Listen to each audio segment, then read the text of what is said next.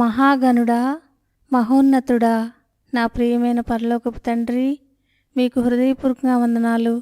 నాకిచ్చిన మహా గొప్ప రక్షణకై వందనాలు చెల్లిస్తూ ఈ సమయాన్ని ఆశీర్వదించమని ప్రభు అయిన యేసుక్రీస్తు నామములో స్తుతించి ప్రార్థించి వేడుచున్నాము తండ్రి. ఆమెన్. ఫిబ్రవరి 22 ఎడారిలో సెలయేర్లు అనుదిన ధ్యానమాలిక. నమ్ముట నీ వలననైతే నమ్మువానికి సమస్తమును సాధ్యమే. మార్క్స్ వార్త 9వ అధ్యాయం 23వ వచనం. మా మీటింగుల్లో ఓ నీగ్రో సోదరి ఓసారి విశ్వాసానికి నిర్వచనం చెప్పింది. ఇంతకంటే మంచి నిర్వచనం మేమెప్పుడూ వినలేదు. అవసరంలో దేవుని సహాయాన్ని ఎలా పొందాలి అన్న ప్రశ్నకి ఆవిడ సమాధానం చెప్తూ ఈ నిర్వచనం ఇచ్చింది. ఆ ప్రశ్న అడగగానే ఆవిడ తన వ్రేలితో అడిగిన వ్యక్తి వైపుకి చూపిస్తూ గట్టిగా అంది, ఆయన దాన్ని చేస్తాడు అని నమ్మాలి. నమ్మితే అది జరిగిపోతుంది. మనమందరం వేసే తప్పటడుగు ఏమిటంటే, ఒక పనిని జరిగించమని దేవుణ్ణి అడిగాక అది జరిగిపోయిందని నమ్మము.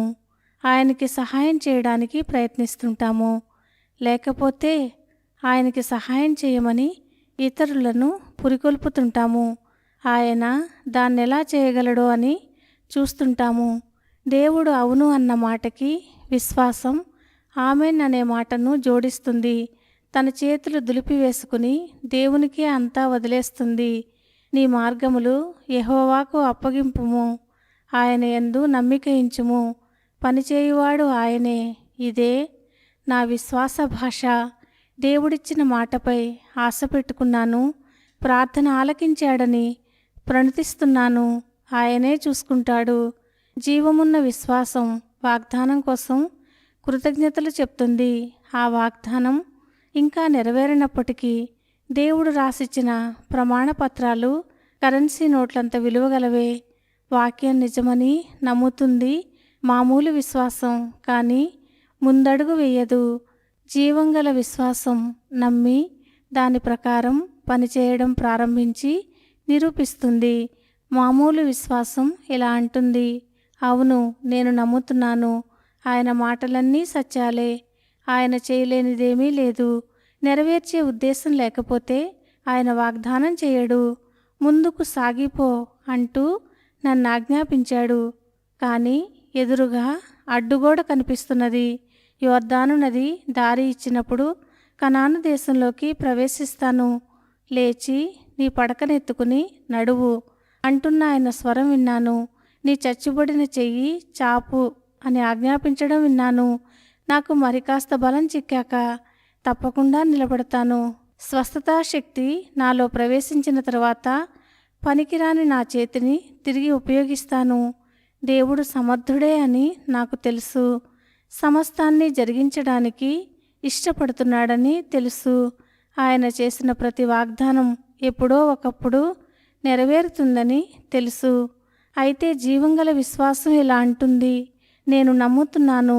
వాగ్దానాలను నేను గ్రహిస్తున్నప్పుడే దేవుడు ప్రతి వాగ్దానాన్ని నిజం చేస్తాడని నాకు తెలుసు. నీళ్లలోకి అడుగు పెడతాను, నాకు అక్కడ దారి ఏర్పడుతుంది. ముందుకు సాగి దేశాన్ని స్వాధీనపరుచుకుంటాను. నన్నెవ్వరూ ఆపలేరు. ఆయన ఆజ్ఞ ఇవ్వగానే లేచి నిలబడతాను. సంతోషంతో నడిచి వెళ్ళిపోతాను. నా చెయ్యి నేను చాపగానే బాగవుతుంది. ఆయన ఇచ్చిన మాట తప్పించి ఇక ఎండిపోయిన నాకు కావలసిందేముంది? సూచక్రియల కోసం, అద్భుతాల కోసం చూడను. వ్యతిరేకపు బాధలేవీ వినను. దేవుడు సమర్థుడని నాకు తెలుసు.